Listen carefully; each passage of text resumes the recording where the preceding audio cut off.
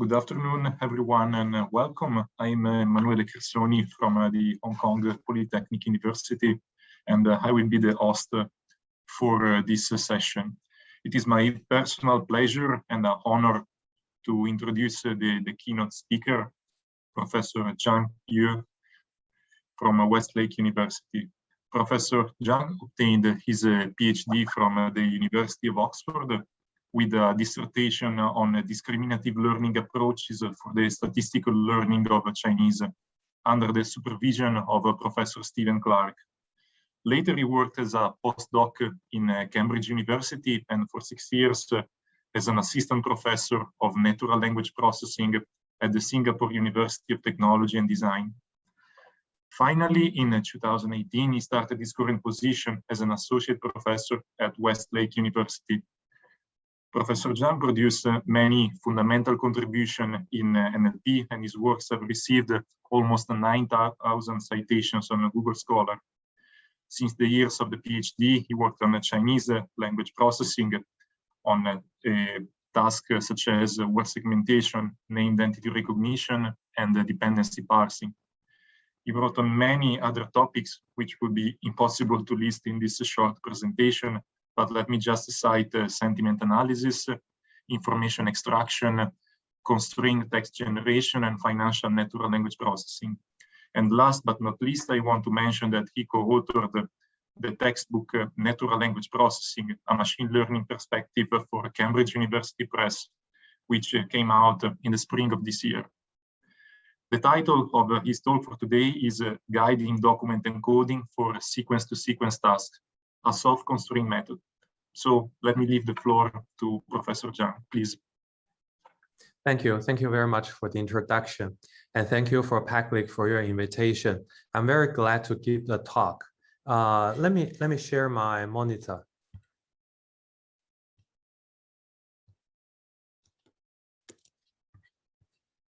So we play from the start.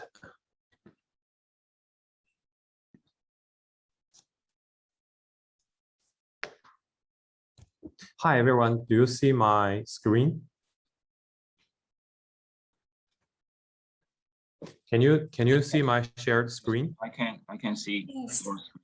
Yeah. Okay, thank you. So today I would like to share with everyone some work and thoughts on document level natural language processing. So this talk is going to include work on document level machine translation, I think, which is very relevant to the topic and interest of this conference. Oops. So my talk will be organized in 3 main sections.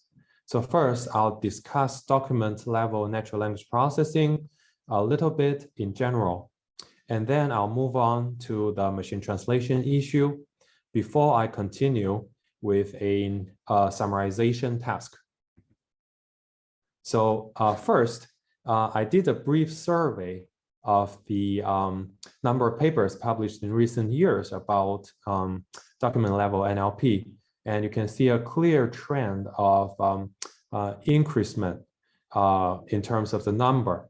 So for this year, a big conference, EMNLP, has not been in Google Scholar yet, but we believe that the number of papers in this year will surpass last year as well. Sorry, Professor, the slides are not moving. They're not moving? Yeah, they're not. Oh, I'm sorry. So maybe, oh, let me do it again. Let me stop sharing and let me share the monitor again. I think I'll just share the whole desktop, which might work better.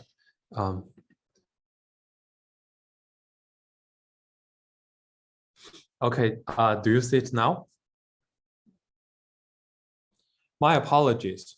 So, hi everyone, let me just continue.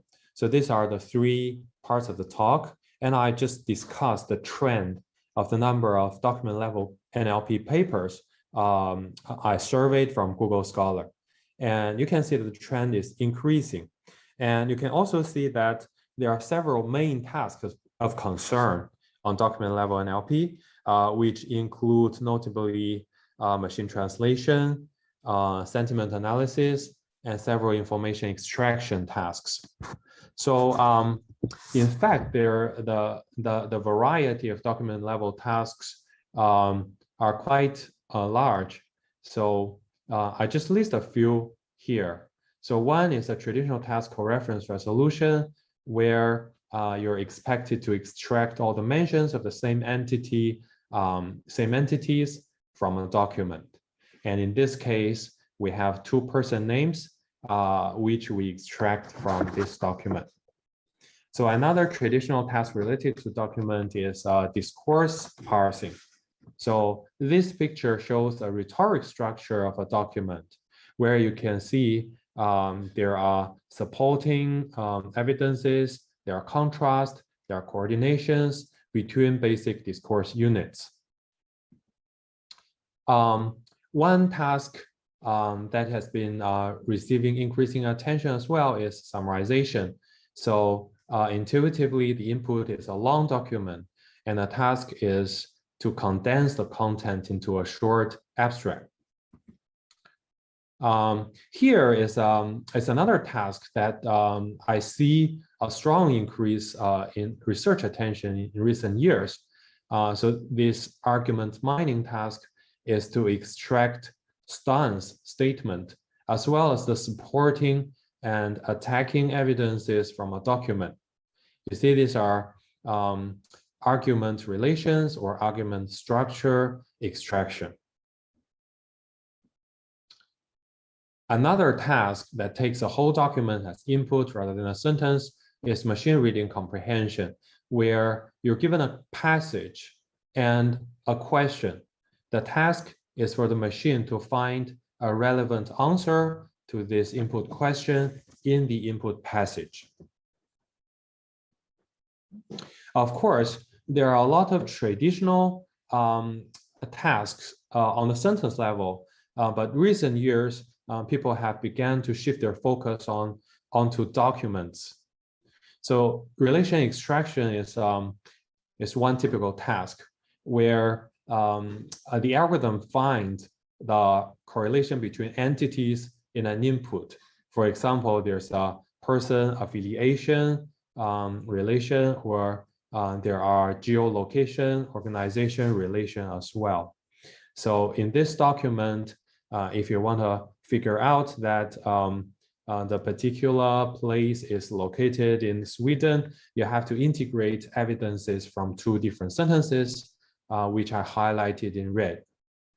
On the right, we show a sentence level task, which is easier because you have a shorter context.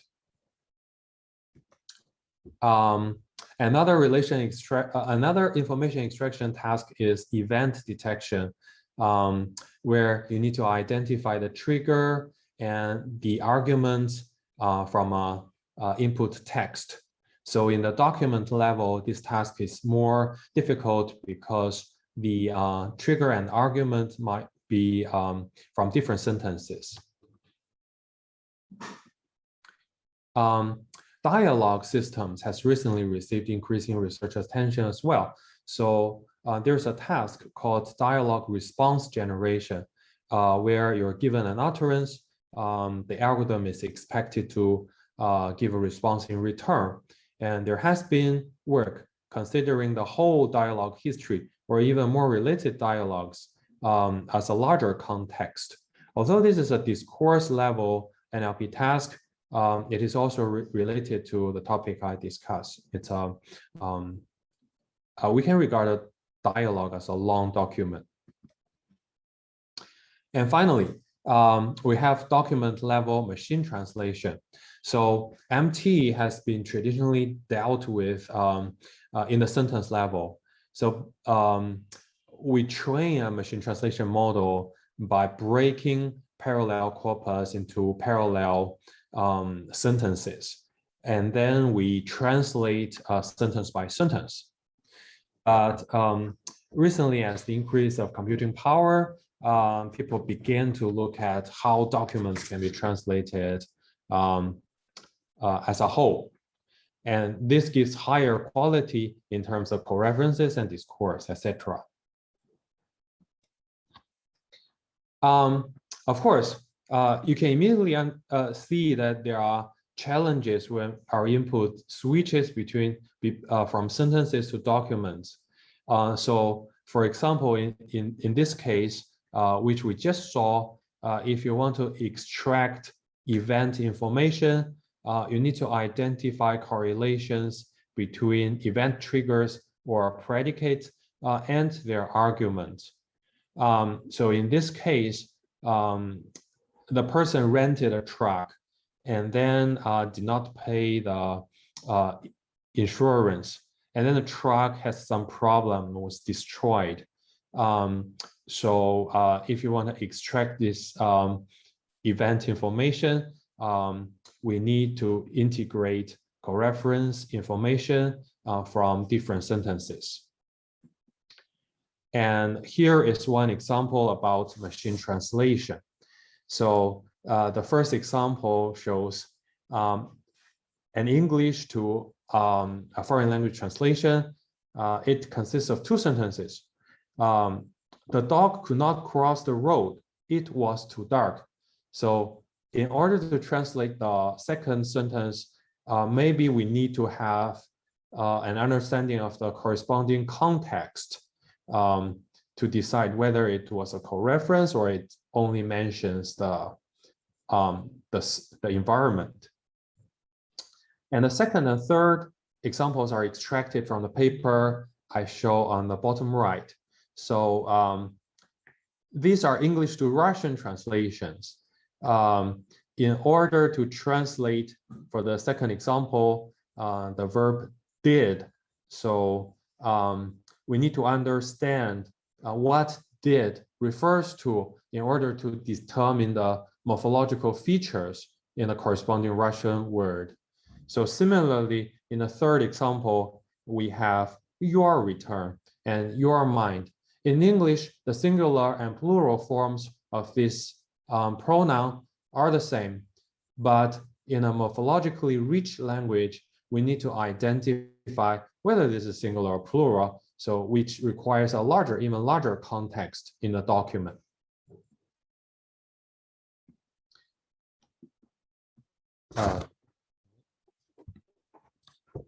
Okay, so document level processing is challenging in several aspects. You can see that the context becomes much larger, and intuitively, this is more demanding in memory.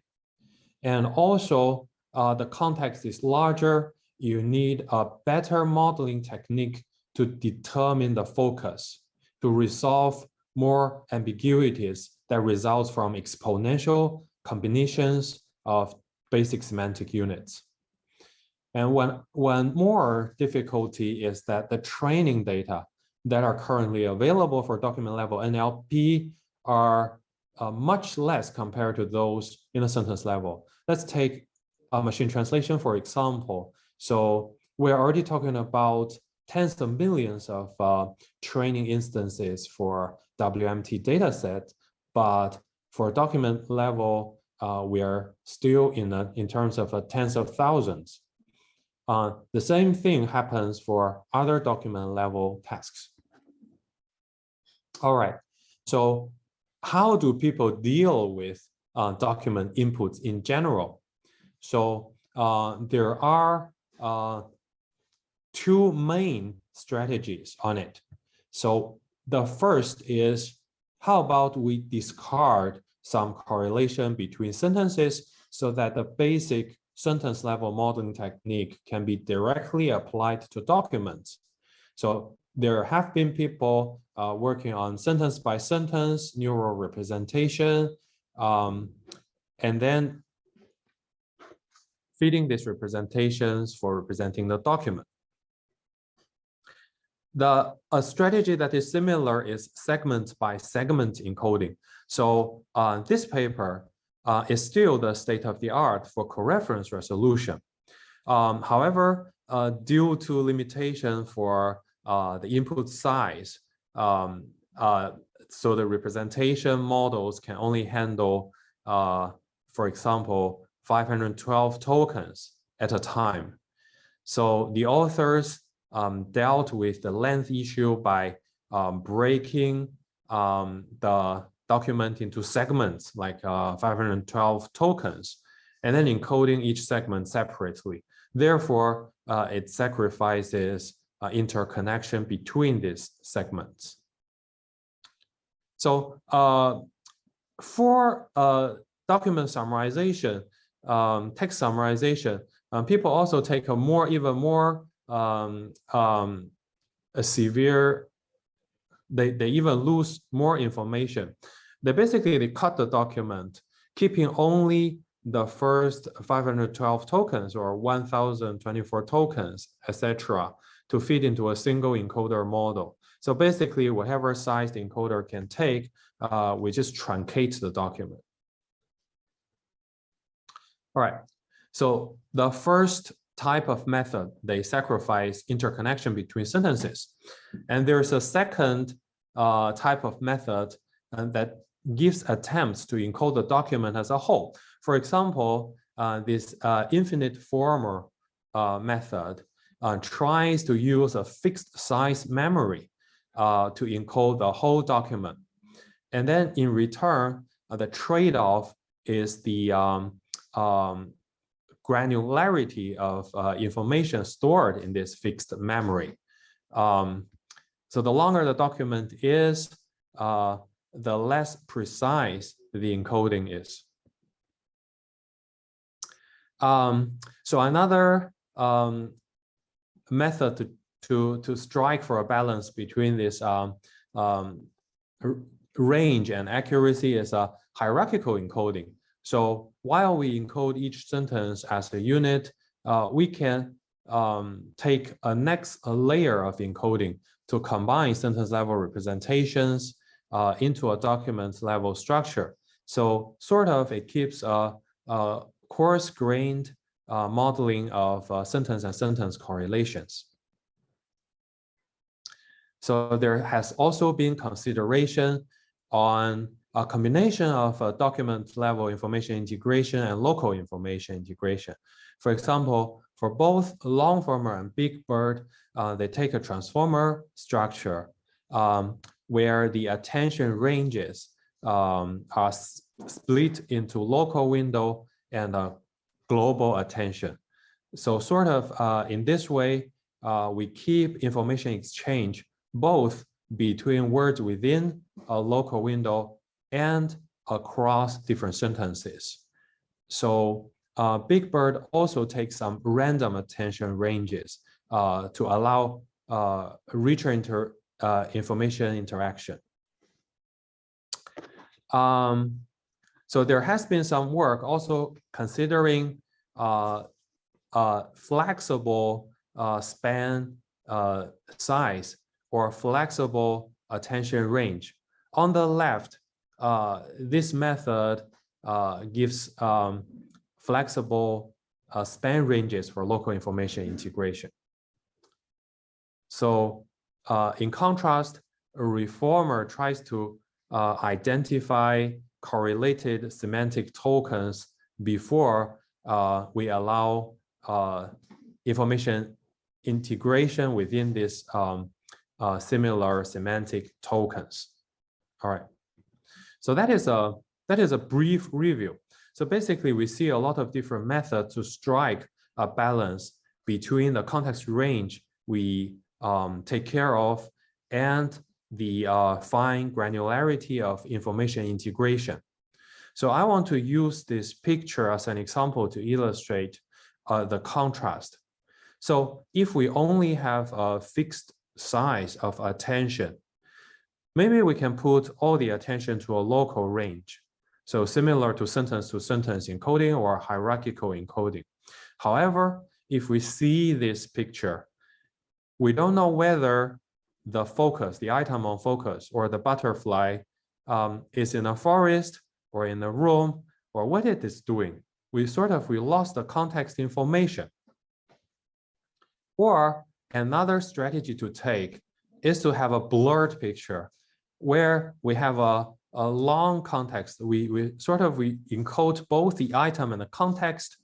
We see roughly what it's doing, where it's located, but we don't see the details or the granularity. So I think a better balance would be to have a focus in this current item, as well as a longer context that receives less fine-grained attention. So this is actually feasible when we consider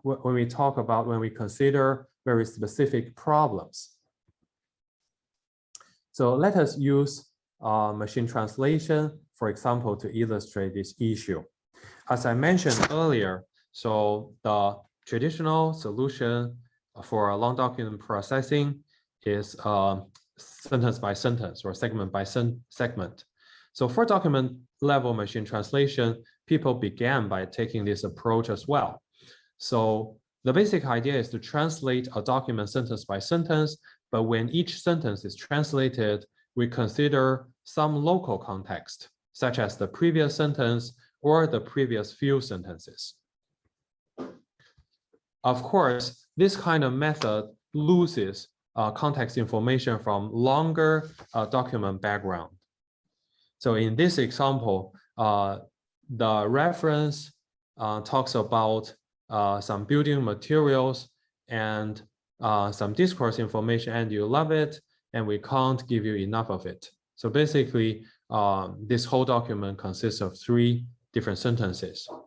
But if you do the traditional sentence level translation, the second sentence becomes people love architecture, where you lose the coreference information about which kind of architecture, as well as the discourse information, and so which makes this document level translation a little bit difficult to follow or unpleasant to follow. So could we encode the whole document as a single unit and then translate the whole document? There has been people attempting it. However, it turns out that if you simply encode the whole document without any pre-processing, it was very difficult. So people used either data augmentation or large-scale pre-training to address this issue. So what causes the issue? So we did some analysis where we try to train a transformer model to encode a whole document and then do end-to-end tuning. So we find that the model doesn't always converge over the training set. And the converge difficulty actually increases as the input length increases. And in this example, when the number of input tokens is beyond 256, you see that the model doesn't really converge. And also, the data, the less data you have, the more difficult for the model to converge. On the right figure, you see the number of instances is less than 40,000. Basically, we cannot train a model. So what happens? We further try to analyze the loss function. We realize that when a model is failed, cannot be trained, actually the training loss is stuck at a local minimum. So this is the left figure. But in the right figure, you obviously see that after you have enough training data, sort of the model goes deeper immediately, one step down. So you get out of the local minimum. So what happens in the local minimum? We further analyzed the attention distribution within transformer. So basically, it means which tokens does a token look at when it tries to represent its own context. And we realized that for failed models, particularly at the local minimum, the entropy of this attention distribution is very high. It means that every word looks broadly at every other token without finding a focus. What token is the most relevant context to me? In contrast, for the successful models, the attention entropy is low, which means every token has a fixed small context to look at. They know, for example, what is the source word I need to look at when I determine the target word. The same attention distribution can be found both in cross-attention and self-attention in the source side and the target side. So for this figure, I do a contrast between the source and target side self-attention, which is shown on the encoder and decoder figures respectively. For failed models, this attention cannot converge. The entropy stays very high, but for the successful models, you always find which is the most relevant context. Then we start to think about, can we find some meaningful guidance to this attention to allow transformer to converge with small data and long documents? So a very simple idea is that we can identify which source sentence we are translating when we try to encode the source and generate the target. So we use group tags to tag each source sentence, namely 1, 2, 3, etc. And we can assign the same group tags to the target when we generate each target sentence. And when we have a correspondence between the source sentence tag and the target sentence tag, the target can know that maybe, or the model can learn that I need to put my focus on the current sentence being translated, while we keep an eye on the context to make sure that my coreference and discourse, etc. information are correctly handled. And so this is an illustration how we change transformer into a transformer with group attention or G transformer. So basically, we add group tag guidance between the target side and the source side. And additionally, as I showed in these small boxes, we also constrain some attention range within both the source and target to the local sentence. In other words, when I am trying to understand the source of the current sentence, each token look at mostly the sentence level context and less on the document level context.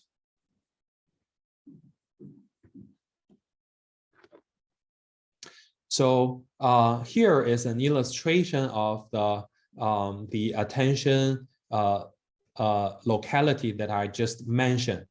For source attention, when we encode each source sentence, we put most focus on the current sentence.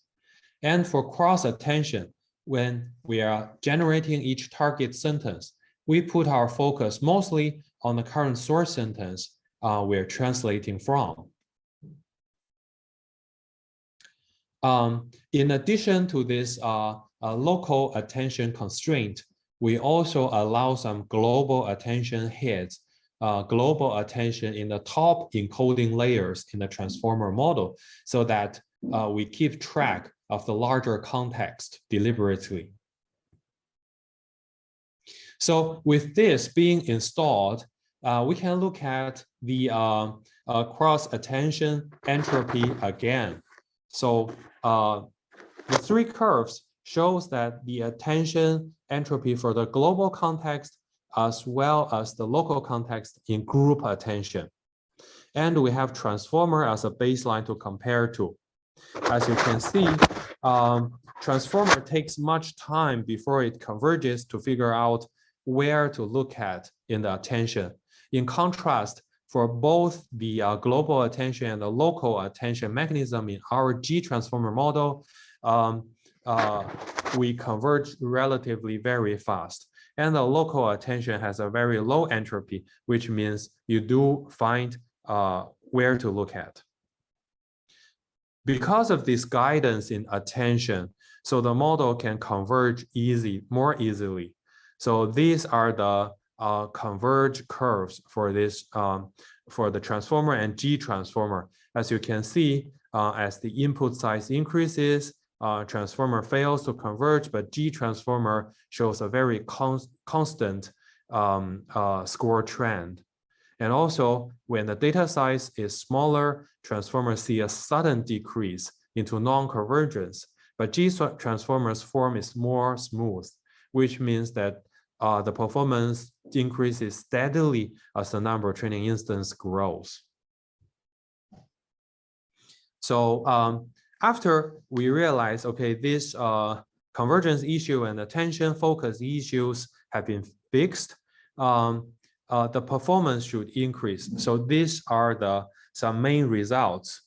So when we compare the S-BLUE, sentence BLUE, and document BLUE scores between G transformer and transformer on 3 commonly used document level translation data sets, we can see that we receive significant improvement constantly.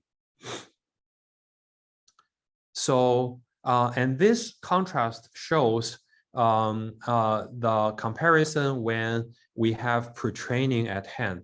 So basically, previous work has found that with pre-training, we can allow transformer to converge to different kind of data sets, but G transformer brings further improvements even when both transformer and G transformer are pre-trained. So the final rows show the results of BART, and we see a similar trend. So basically, when we have G transformer guidance, we can obtain significant BLUE improvements, even when the model is pre-trained using BART. All right, so these are some ablation experiments. So basically, we remove some of the configurations from our model. So language locality refers to the removing of the source side constraint and the target side constraint. And translation locality refers to the removal of the source to target to source attention group tag constraint. As you can see, if we don't allow the model to know which sentence is translating, the BLUE decreases significantly. So the local constraint on both the source and the target side will also give an impact, but the impact is relatively smaller than the target to source attention constraints. This 1.78 BLUE drop is already quite large in terms of machine translation evaluation. And so this, now we turn to the global background attention. So if we remove the global context attention heads that I just mentioned on top 2 layers, you can see that the performance also drops. So which means that if you only look at the current context without putting more focus on the background, you still suffer from resolution issue. The bottom table, so basically it shows some evaluation on discourse level metrics. So we can compare G transformer with both the sentence level transformer and the longer context transformer. And we can see that on all the discourse level metrics, we see an improvement. All right, so this finishes the discussion on machine translation. So basically, our conclusion is when we translate a document sentence by sentence, we give some simple guidance on the current sentence to encode and to decode, as well as some guidance from the decoder to the encoder, we can strike a nice balance between our model capacity and the attention focus. So as a final part of the talk, let me discuss text summarization. So as I mentioned in the beginning, summarization is to give a brief and abstract to a long document. And a quite reliable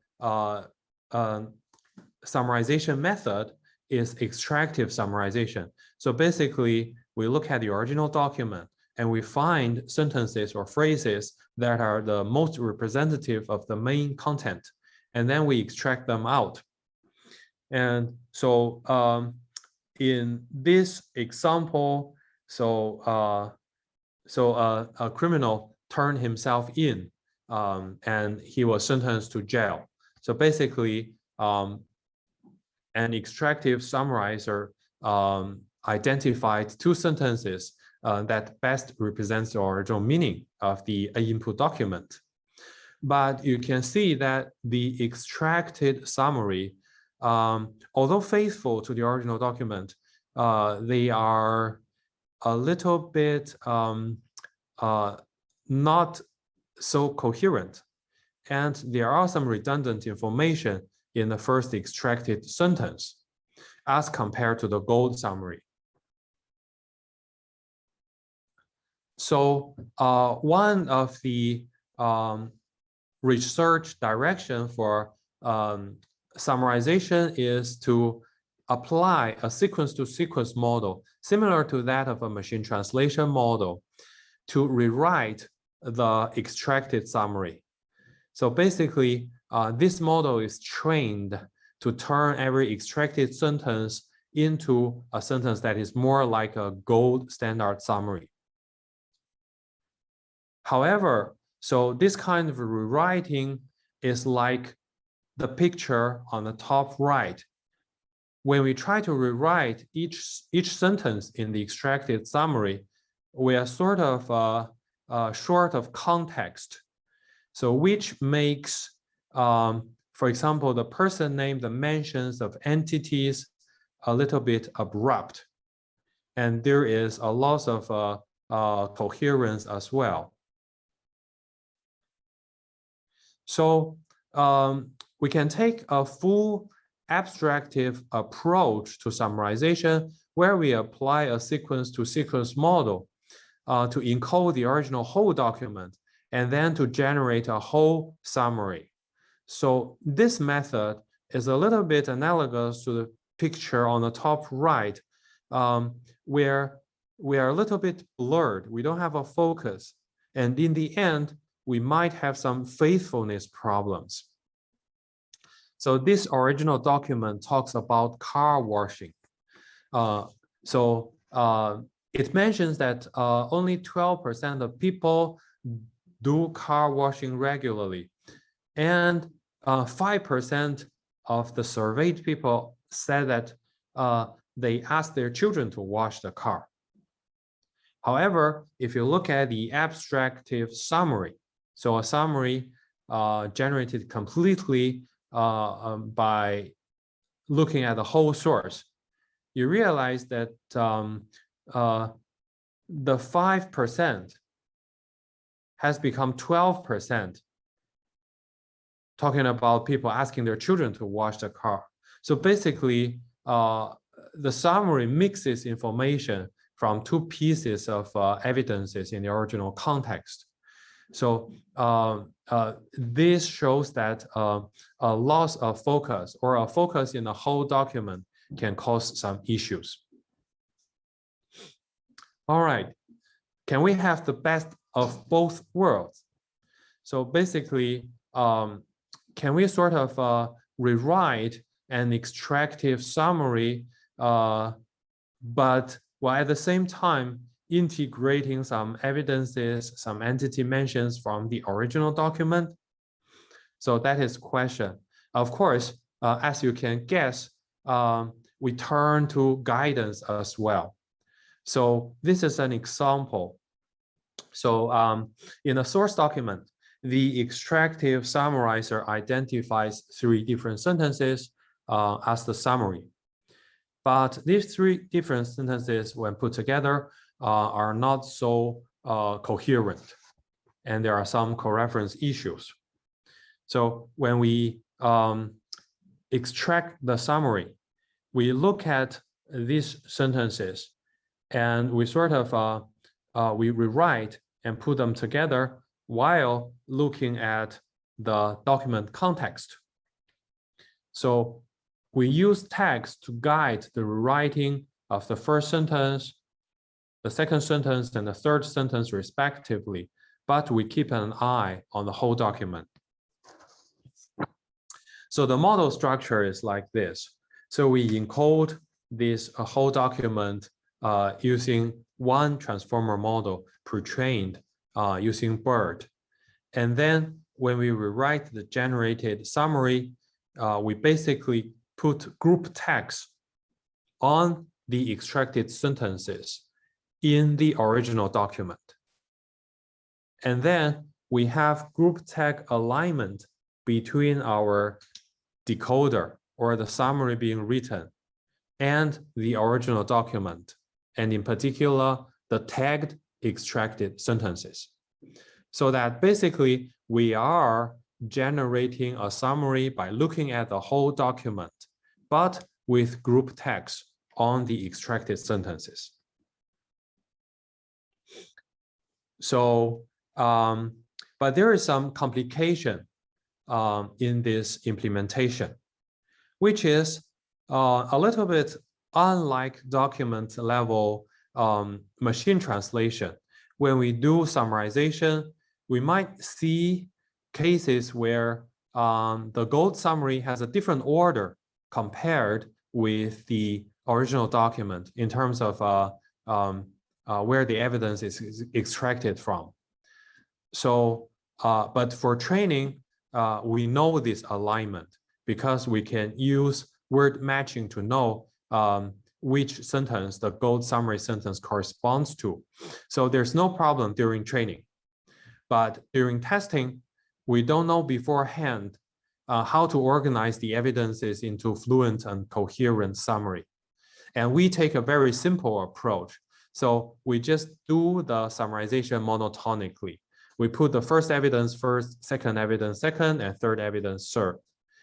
I will show you later that this simple method leads to very nice coherence. And the model is robust even to twisting of these evidence orders.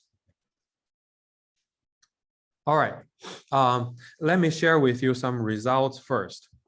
So we compare this rewriter on both the extracted summary using BERT and the Oracle extracted summary. So basically, it's the best summary that we can extract according to matching between the gold standard reference and the input. We can see that for the BERT extracted summary, we can obtain an improvement of rouge scores for over 2 points or even more. So the rewriting is saliently effective. And for Oracle, for this gold standard extracted summary too, we can find a big improvement after we train the rewriter. So this means that contextualized rewriting is highly effective. And this is a comparison between our extractive rewriter and existing methods for rewriting. And our results are significantly better. And also very interestingly, existing rewriting methods, they do not necessarily improve rouge as compared to the extractive baselines. Their main claim is that this kind of rewriting can improve coherence and discourse level phenomena. So the fact that our method improves rouge against the baseline as well as against the existing method shows that if you put rewriting in context, you can definitely get more relevant information.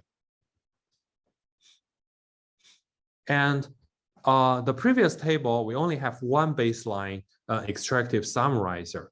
So this table shows that our method can actually be applied to a wide range of rewriting models. So we can also rewrite the first 3 sentences in a document into a much better summary. So this is the lead 3 row, the second section. And for different BERT extractor models, our method can all lead to improvement, which shows that contextualized rewriting with group tag guidance is a universal method. So this table is a human evaluation. It shows a comparison with both extractive and abstractive summarizers in terms of the faithfulness, readability, etc. So in faithfulness, extractive methods are definitely better than abstractive methods, as you can see from the comparison between the second and the third rows. The problem of the abstractive rewriter is a blurred context, as I showed you with the car washing example. But our contextualized rewriter solves the problem by giving a perfect faithfulness, the same as the extractive rewriter. Second, if you look at readability, so the extractive rewriter only scores less than 4, 3.45. In contrast, the abstractive rewriter is more coherent, scoring 4.12, 4.22. But after we rewrite the extracted summary, the readability improves much into 4.15.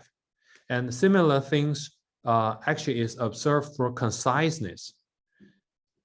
So abstractive summaries are more concise compared to extractive summary because they condense relatively useless information in the summary.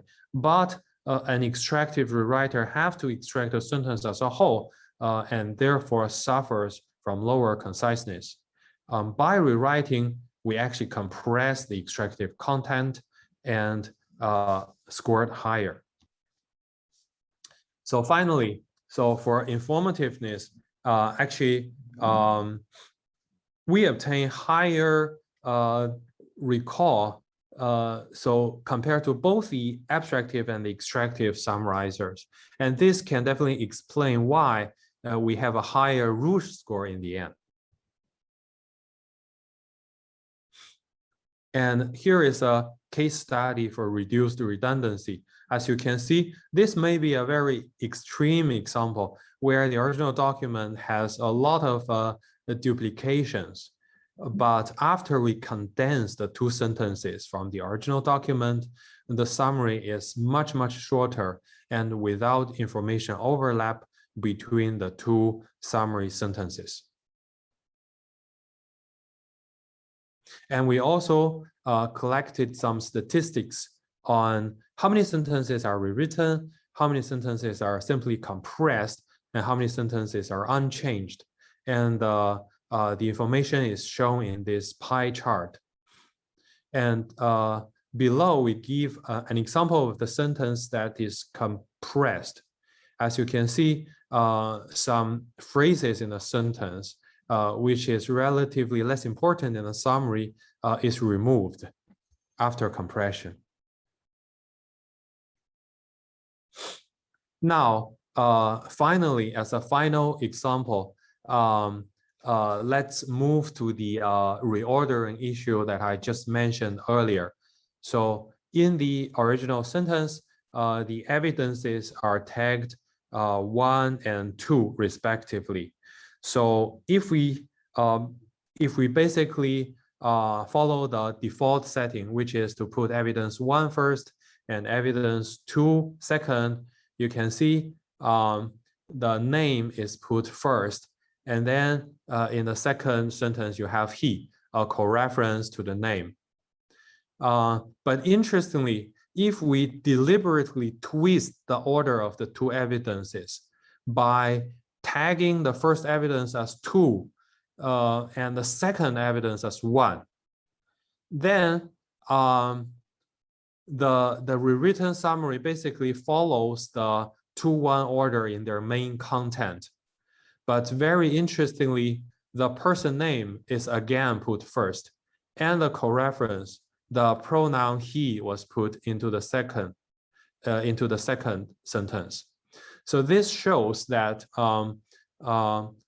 if we learn a rewriter in context, the model sort of learns how to deal with coreferences, how to deal with anaphora, and also it can keep a good discourse level fluency as well. All right, so now it's time for me to give a summary. So basically, we see that for text summarization, if we rewrite not only the extracted sentence, but also we do rewriting in the background of the whole document, we can achieve the reduction of irrelevant information and maintain better coherence as well as better recall. So in this talk, I had a brief review of document level natural language processing, and I raised the problem of whether you sacrifice some connection between a different context, or you strike a balance between your focus and the range of context. I showed to you that basically, if you have a specific problem, you can think about ways to manually put your focus onto the most important things, while you can keep an eye on the larger context to strike a balance between fine-grained information exchange and a lower-grained information context extraction. Thank you all, and I think we have a few minutes for questions. Thank you very much. Thanks, we are perfectly on time. So thanks to Professor Zhang to remind to all of us NLP practitioners that there is a whole world beyond sentences. I'm sure that there will be some questions from the audience. So please, if you want to ask your question, you can either write it on the chat or you can step up directly.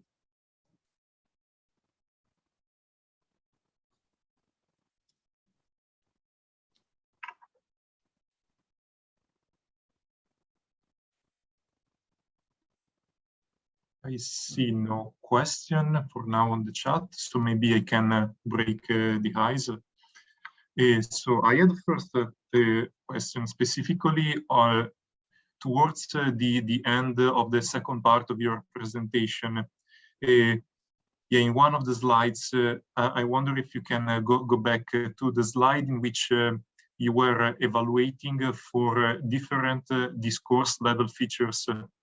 I wanted to ask some clarification about them. There was one about the X's, I think. Yeah, it was the end of the second part. Before that. Right, the end of the machine translation part. Yeah. Yeah, maybe the one where you were comparing next. Yeah. I was wondering if you could comment about the table below. What are the discourse level features that are being evaluated? Right.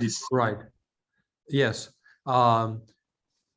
The delexis metric is a delexicalized evaluation metric to my memory. And this EL inflection is more like a morphological agreement. It's like different words can have different inflection. And this VP is specifically about verb phrases. So, and I can't tell you more details on some thoughts on why this Delexis is relatively lower than LSTMT. But I think the first author, Guangsheng, has a better understanding than me. Okay. Thank you. Yeah. Let me check if there are some questions. No, on the chat, I don't see any other question yet.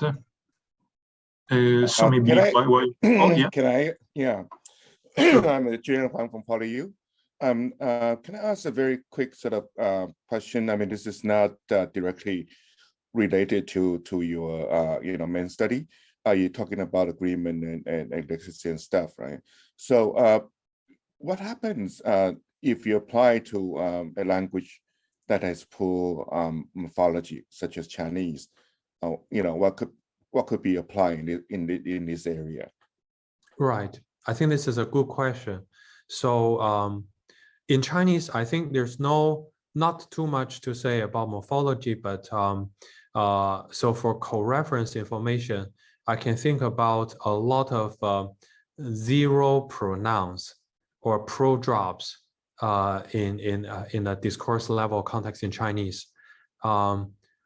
Also, maybe I can think about, I think the discourse level, discourse markers are similar in Chinese as in English. These are the two specific items I can think about. But I think it's a very interesting research question. We can do some case studies when we analyze what happens to Chinese if we do the contextualized rewriting, for example.